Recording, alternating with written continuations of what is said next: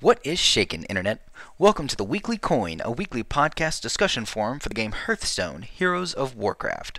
I'm your host, Salts, and this week's topic is Draw Power.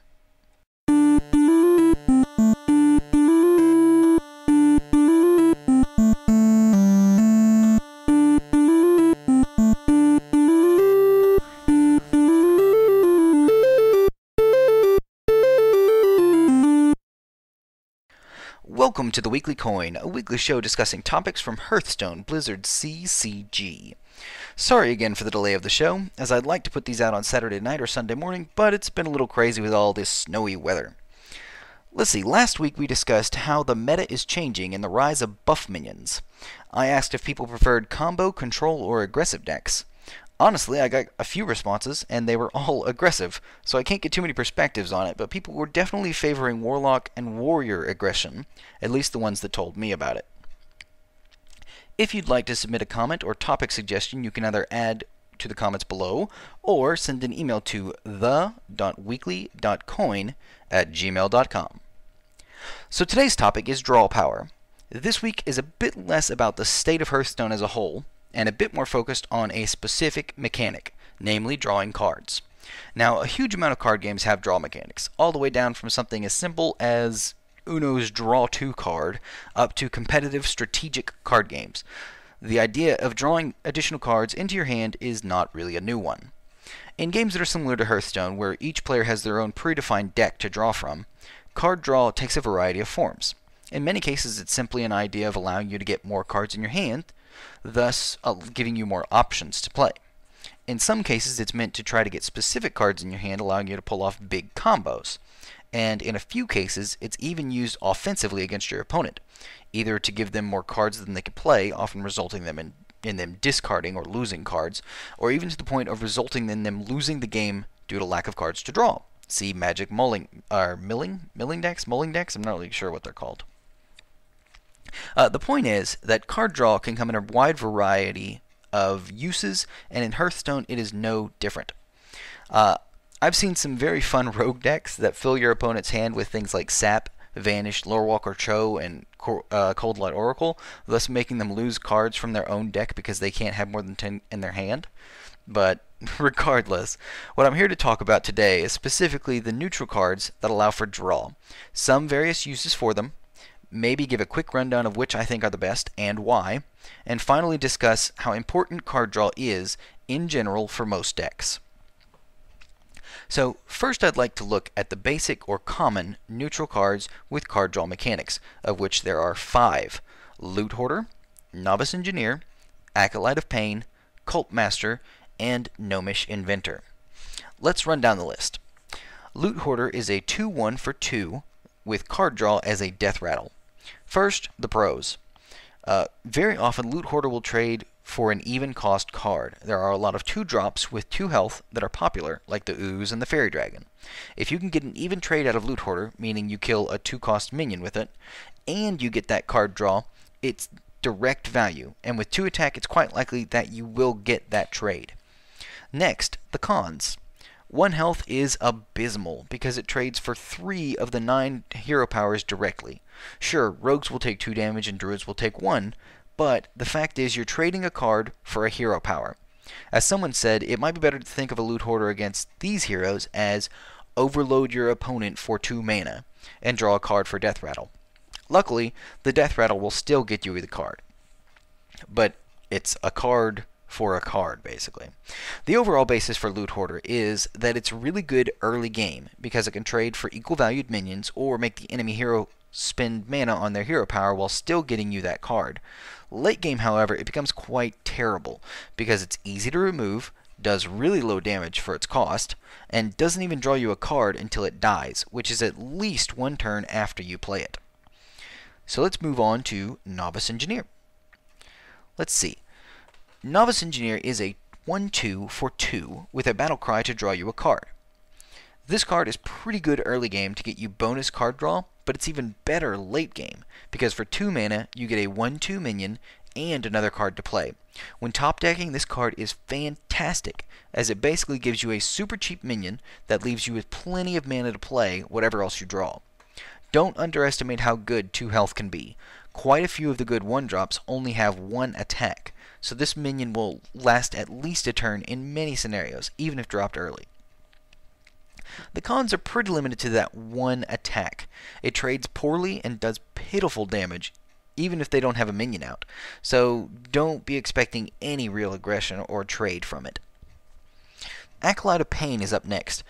At 1/3 for 3, this card lets you draw a card whenever it takes damage. The pros include its unlimited card draw potential, especially if you can heal it or buff its health significantly. The cons are pretty much everything else. At 3 health, it dies to a lot of 2-drops, and doesn't even kill most of them with 1 attack, which only gives you a card for 1 damage in many cases. Still, it can have its uses, and if you go first, you can get it out on turn 3, especially if your opponent dropped a 2/2 or 2/3, or even weaker minions, on turn 2. Even better, this thing is a serious bullet magnet, as people want to get rid of it immediately, wasting silences and all other manner of spells to get it off the board, especially for such a non-threatening guy, so don't underestimate his value, unless you're playing against him, which you should totally underestimate his value. Let's see, Cult Master is next. Cult Master is a 4/2 for 4 that gives you a card whenever any of your minions die. This can be absolutely amazing or totally useless depending on your situation. The pros are that it has unlimited card draw as long as you can keep killing your minions. At 4 attack, it's actually a pretty aggressive little guy that can take out some decent sized minions himself. The cons are clearly its reliance that you have minions to spare, meaning you not only have to have minions to trade for that extra card, but you have to at least have minions for those trades.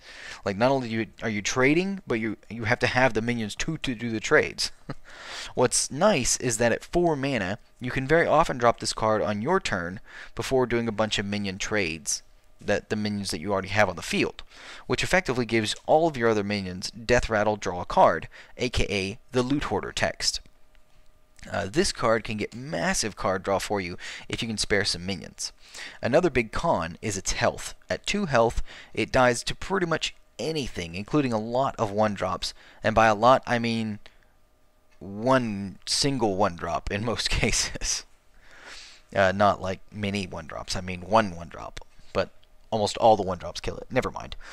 Cult Master really shines in decks that can produce bonus minions through tokens or cards, like things like the Paladin or Shaman hero power, or decks with lots of taunt, because they have to kill the taunt to get to the Cult Master. The final basic common card we'll be covering is Gnomish Inventor. At 4 mana, you get a 2/4 with a battle cry to draw a card.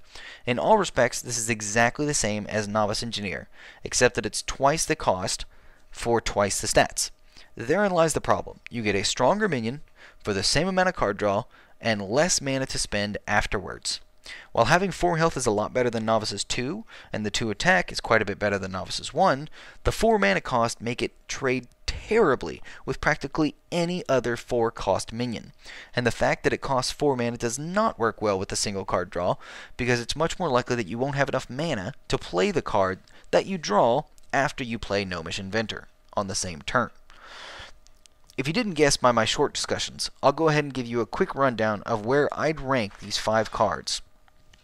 So, Novice Engineer is by far the best, because it gives you a card immediately, as well as it is cheap enough to allow you to play that card on the same turn. Loot Hoarder is a close second-ish, because it still trades well for its cost, but falls off late game because of its ease to be removed, as well as Death Rattle not being the instant card draw. Cult Master comes in third, with a strong board presence, but heavily relying on having stuff to trade as soon as it comes out, or it'll be removed very fast.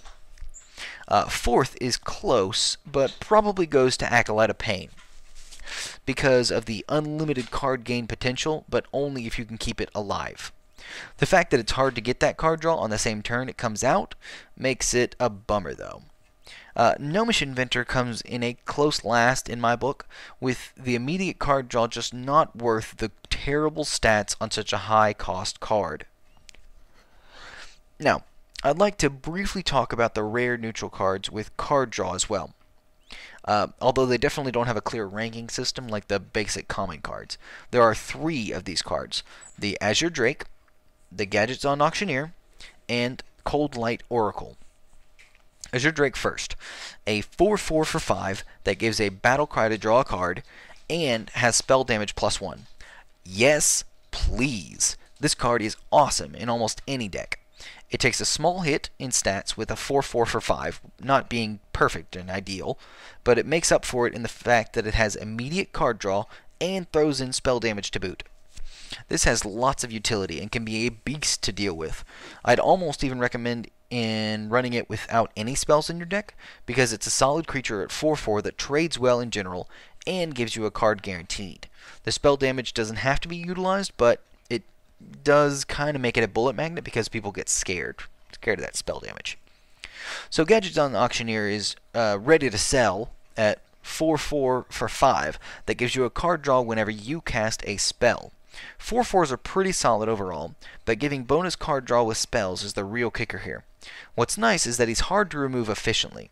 There are a few spells that do there are very few spells actually that do 4 damage in the game. So even if you play him on turn 5 and have no follow-up, it's likely the opponent will either have nothing to be able to damage to kill him in that turn, or they'll have to waste something that does more damage than 4, like a fireball.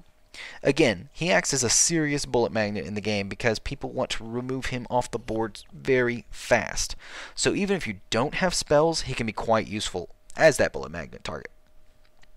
Then again, if you do have spells, he gets to be a quite potent card draw. And until Blizzard decides otherwise, if you've got the coin, then you can use that to draw a card as well. Spell-heavy decks obviously favor him a bit more, but he's useful pretty much to nearly everyone. Cold Light Oracle is up next, which is a 2/2 Murloc for 3 that makes both players draw 2 cards.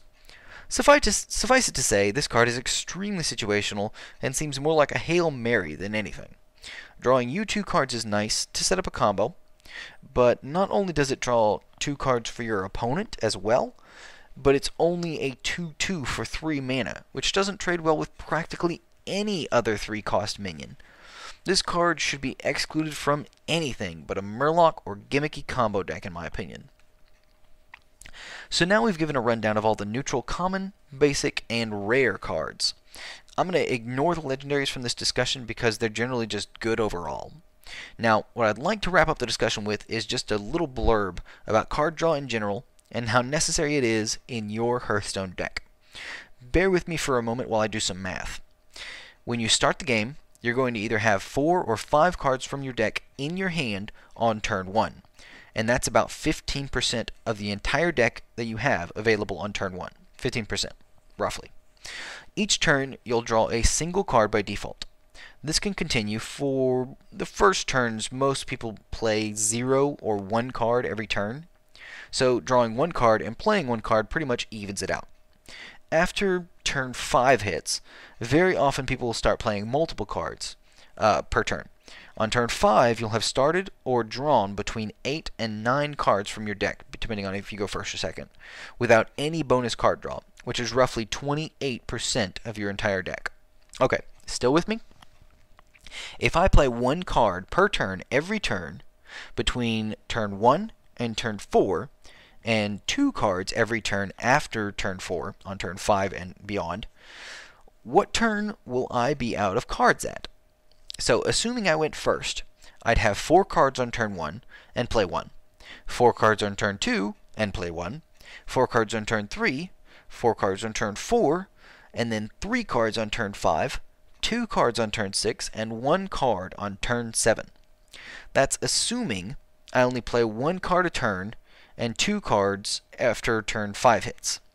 This not only isn't hard to accomplish, it's hard to limit yourself in many cases to only playing 2 cards a turn.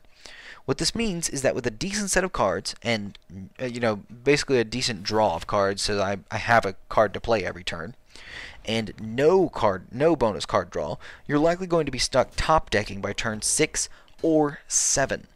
Now you might be saying, but Salts, I'll have played all my cards. That's a good thing, right? Wrong. Maybe. It's possible that you could be dominating and have already won by turn 5 or 6 pretty easily, but in many cases the opponent will have an answer to your cards and evenly trade for something of theirs. What that does is effectively leave you without any options and them maybe having more options than you.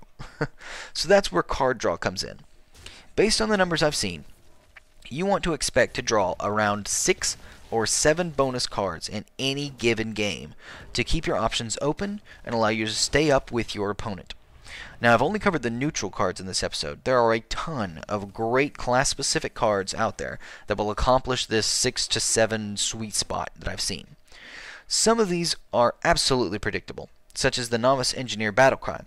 Some are highly likely, such as the Loot Hoarder's Death Rattle, as long as he isn't silenced, relatively, and some are pretty specific, like the Cult Master or the Auctioneer. But of course, the trade-off for those specific ones is that they generally mean you can get more than one card out of those specific ones.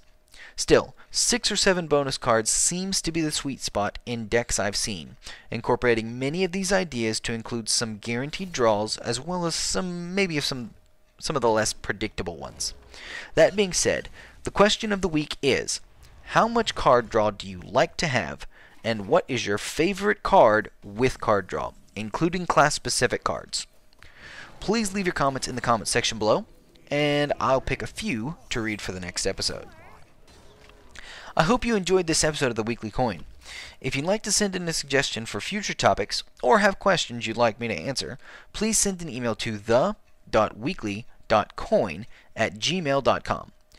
Please like, favorite, subscribe, all that jazz if you like the series, and, as always, you keep it salty, Internet.